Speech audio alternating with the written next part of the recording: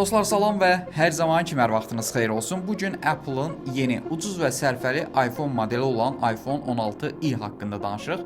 Amma bir dəqiqə, ucuz və sərfəli, buna həqiqətən inanırsınız? Söhbət Apple-dan gedirsə onların daha sərfəli təqdim elədikləri qiymət yəqin elə digər brendlərin flaqmanlarının qiymətinə bərabər olacaq. Bəli, fikrimdə yanılmıram, çünki cihazın rəsmi satış qiyməti Kontakt.az-da 256 GB-lıq daxili yaddaş seçimində 2040 manatdır. Düzdür, 128 GB-lıq yaddaş seçimi daha ucuz, 1760 manata satılır, amma indiki dövrdə 128 GB-lıq seçim heç də ağıllı qərar kimi görsənmir. Deməli belə, 2000 manatın üzərində satılan ucuz yeni SE, daha doğrusu yeni adı ilə iPhone 16i barəsində danışırıq. Tam tərəfsiz həm müsbət həm də mənfi tərəflərini dəyərləndirəcəm. Odur ki, videonu sona qədər izləyin.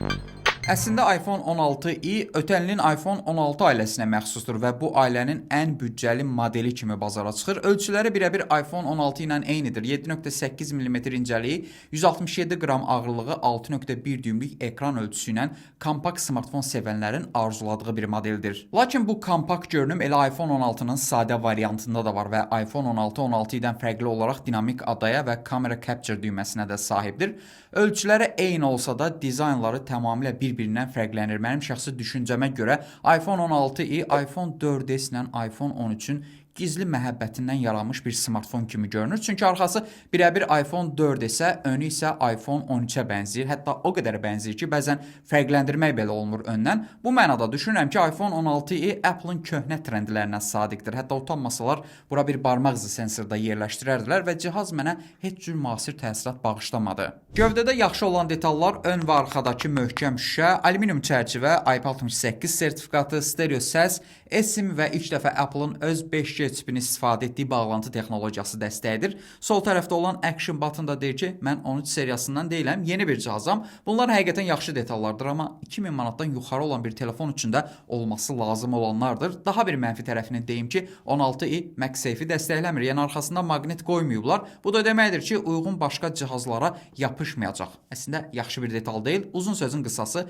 köhnə Apple dizaynı, kompaktlıq, tək sadə kamera, premium gövdə materialı, Face ID dəstəyi iPhone 16i-ni nə o tərəfli eləyir, nə də bu tərəfli. Sözün əsl mənasında ara modeldir. Hətta belə deyim, istifadə eləyəndə kənardan baxan bilməz ki, bu yeni cihazdır, yoxsa köhnə. Ekran iPhone 13-ün ekranıdır. Super Retina XDR OLED və 6.1 düym, Dolby Vision və HDR10 dəstəyi də öz yerində. Bu ekranın iPhone 16-nın ekranından əsas yerdə qaldığı məqam parlaqlığındadır ki, iPhone 16i maksimum 200 nits parlaqlıq verə bilir. Böyük qardaşı iPhone 16-da isə bu rəqəm 2000 nitsdir. Yəqin ekran herzini soruşmazsınız, çünki iPhone 16 60 Hz olduğu halda 16i üçün 120 Hz gözləmək ağılsızlıq olardı. Gözləməyin də, çünki elə bunun da ekranı 60 Hz-dir. Daha bir fərqi deyim, iPhone 16i-də ekran qoruyucu birinci nəsil Ceramic Shield'dir. Yəni burada da iPhone 16-dan geridədir. Ümumi soruşsanız, ekranı yaxşıdırmı? Bəli, yaxşıdır, amma 2000 manatdan baha satılan cihazda 60 Hz ekranı görmək nə yalan deyim adamı yandırır. Gələk batareya məsələsinə. Maraqlıdır ki,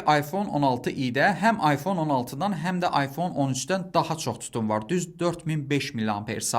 Bu iPhone 16 ilə müqayisədə 12% daha çoxdur. Lakin çiplərinin eyni olmasına baxmayaraq ekranı köhnə olduğundan iPhone 16-dan daha az enerji saxlayır. Danışıq müddətində də azalma var və bu da böyük ehtimalla Apple-ın yeni C1 modeli ilə bağlıdır. Ona görə də Apple bunları kompensasiya etməkdən dolayı iPhone 16i-yə daha böyük batareya həcmi veribdi. Sürətli enerji dəstəyi hər zamanki kimi Apple sirridir. Tək qeyd elədikləri məsələ 30 dəqiqə ərzində 50%lik enerji toplamasıdır. Lakin testlər göstərir ki, enerji yığmağa başladığı ilk anlarda 23-24 vatlıq sürətlərə qalxa bilir. Apple-ın strategiyasının belə olduğunu xatırladıb bu mənada tənqid eləməyəcəm. Yəni Apple bu xətlə davam edir. Yüksək vat olmaz. Ümumi mənada batareya belə gövdəli bir smartfon üçün yaxşıdır. Nəzərə alaq ki, daxilində olan çip də olduqca effektivli çalışır. Amma kaş ki, ekranı da yeni və effektivli verib batareya müddətini daha da artırmış olardılar. Çünki bu batareya həcmi ilə bu mümkün idi. Gələk ən əsas və məncə iPhone 16i-nin ən yaxşı olduğu məsələyə, texniki detallara. Cihaz bu kompakt gövdəsində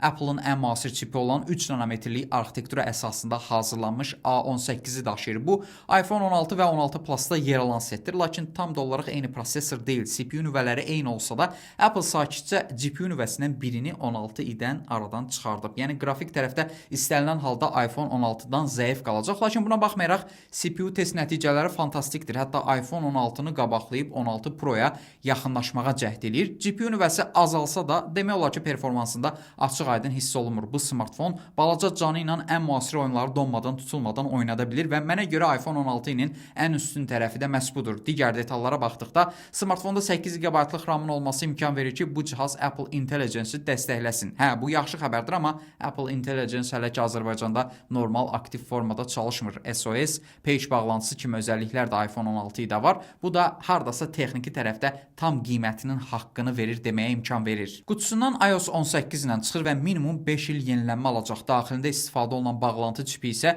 ilk dəfə məhz bu smartfonda yerləşdirilibdir. Apple Snapdragon-dan öz çipinə keçid edib ki, internet sürətində həqiqətən fərq hiss olunur. Bu mənada bütün iPhone 16 seriyasından da öndə ola bilər. 3 daxili yaddaş seçimi və 2 rəngi var. 128, 256 və 512 GB ağ və qara rənglər. Açığı 128 GB çox azmış kimi gəlir mənə və yaddaş artdıqca qiyməti də qalxır. Səmimi və tərəfsiz olsam, igidi öldürək, amma haqqını yeməyək. iPhone 16i çox mükəmməl performans, axıcı sabit sistem və üstün texniki detallara sahibdir öz qiymət segmentində. Kameralar barəsində çox danışmayacağım, çünki bu cihazda bir ön, biri arxada olmaqla cəmi 2 kamera var. Arxa kamera 48 megapikseldir. F1.6 diafram 26 mm-lik genişliyi ilə iPhone 16-da olan göstəricilərin eynisidir. Amma Apple burada da yenə GPU-dakı kimi kəsintiyə yol veribdir. Göstəricilər eyni olsa da matrisalar fərqlidir. 16i daha kiçik matrisa və daha kiçik piksel ölçüsünə sahibdir. Ola bilər siz çəkilişdə bunu hiss etməyəsiniz, çünki cihaz həqiqətən yaxşı fotolar çəkir, amma fakt odur ki,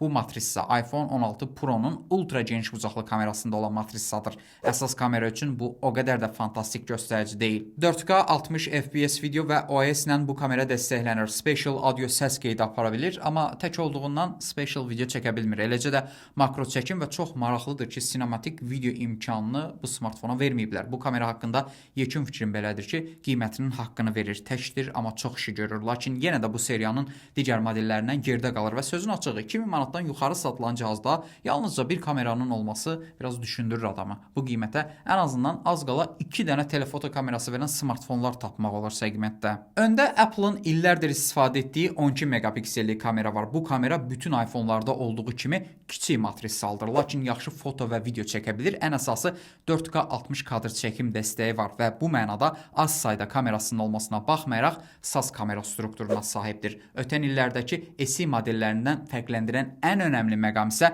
ön tərəfdə olan bu çıxıntı ilə 3D Face ID xüsusiyyətini dəstəkləməsidir. Düzdür, burada dinamikada yoxdur. Olsaydı daha yaxşı olardı, amma çıxıntı da iPhone 12-dəki kimi böyük yox, 13-lərdə olan incəldilmiş variantdır. Yekun olaraq belə dəyərləndirə bilərəm. iPhone 16-nin 256 GB-lıq variantına 2040 manat verməkdənsə üzərinə 130 manat pul qoyub mən şəxsən sadə iPhone 16-nın 128 GB-lıq daxili yaddaş seçimini 2170 manata alaram. Düşünməyin ki, iPhone 16i Azərbaycanda bahadır. Ümumiyyətlə qiymətində $200 bir qlobal artım oldu. Yəni SE-lər qədər ucuz olmadı bu smartfon. Həm də iPhone 16 istənilən parametrdə demək olar ki 16i-ni qabaqlayır. 2170 manata mənə dinamikada bir artıq GPU nüvəsi, bir əlavə kamera, daha yaxşı matrisa, kamera capture düyməsi, daha yaxşı ekranı eyni ölçüdə verən iPhone 16 qala-qala mən niyə gedib təqribən eyni qiymətə iPhone 16i-ni almalıyam? Sizcə burada başqa bir məntiqli arqument var? Məncə yoxdur.